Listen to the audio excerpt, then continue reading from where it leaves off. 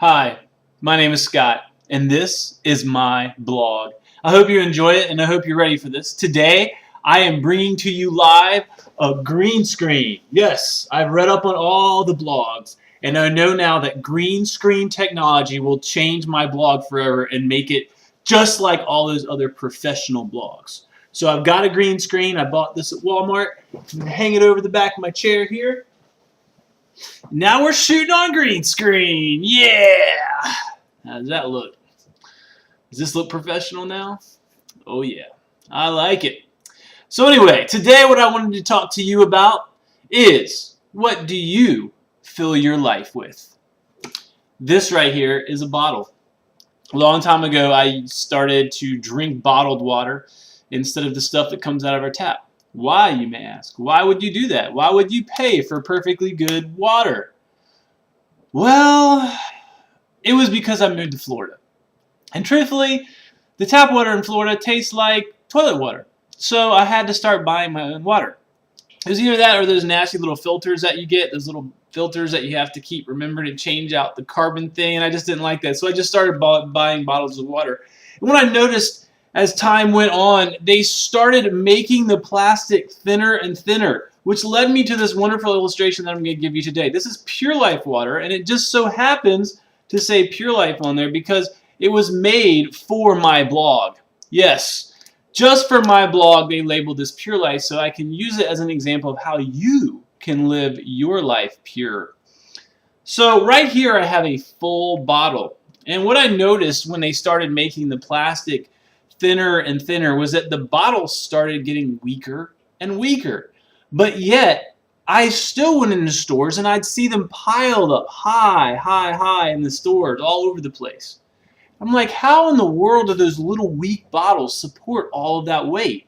I mean, there's like probably 15 layers of bottles on top of this one on the very bottom, and you wonder, how does this right here support all of that weight?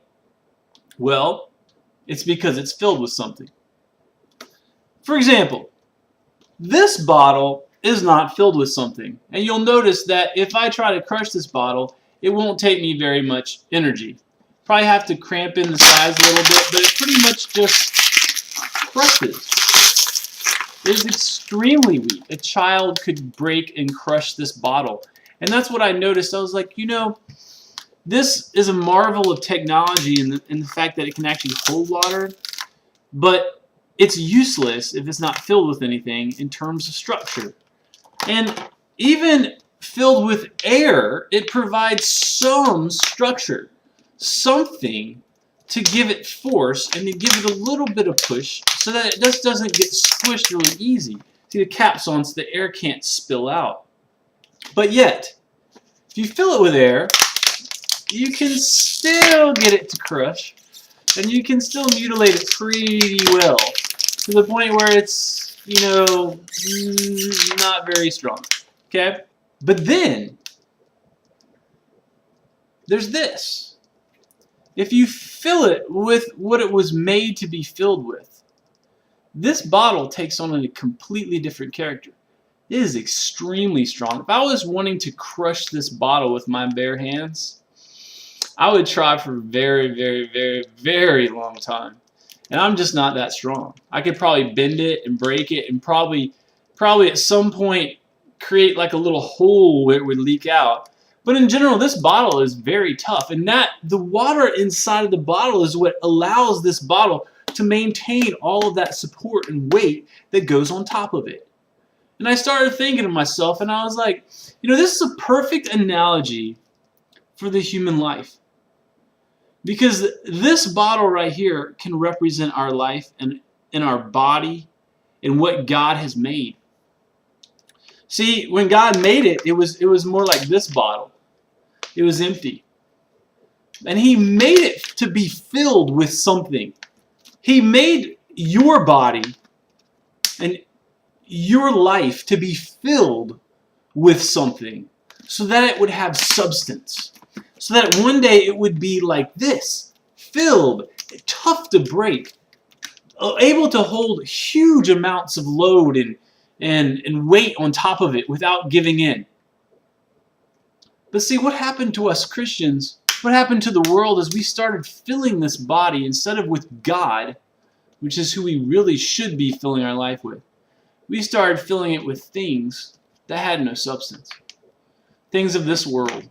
You know, maybe cars or money or girlfriends and boyfriends. We started filling these things to the point, you know, it has some kind of resistance, but look how easily your life can be mutilated when you fill it with those things, because this is exactly that same thing. And eventually, if you twist it hard enough, you could actually break this bottle open pretty easily. I mean, you're twisted in two, you're filled with the wrong things.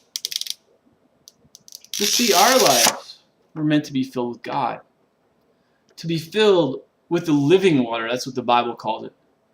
To where when life and all the stress and all the things in life are moving in on you and trying to cave you in and break you, you have something substantial inside of you. You have God inside of you, the living water. The Word of Jesus Christ is inside of you, holding all that pressure out, keeping you from deforming into something that doesn't look anything at all like Christ. But to keep it exactly the way God meant it to be. See, God had a purpose for you. God made you with a divine purpose in mind. He formed you exactly the way He wanted you to. And the one last thing to complete your life was a choice that we had. And that choice was, are we going to fill our lives with God? Or are we going to start trying to stuff stuff into our life that's meaningless, that can't provide any substance? And one day it's going to be drained away. So the only thing that's left is God. And if God's not there, this is how we'll end up. Because we were made to be with God. We were made to be filled with God. So I challenge you today, everybody out there listening to me, watching my new awesome green screen. I challenge you today to fill your life with God so that when the tough times come, when all the storms come and try to blow you down and try to contort you and twist you, you'll be able to stand firm because you have God inside of you holding you together. You'll have a great day. And thanks for listening to my blog.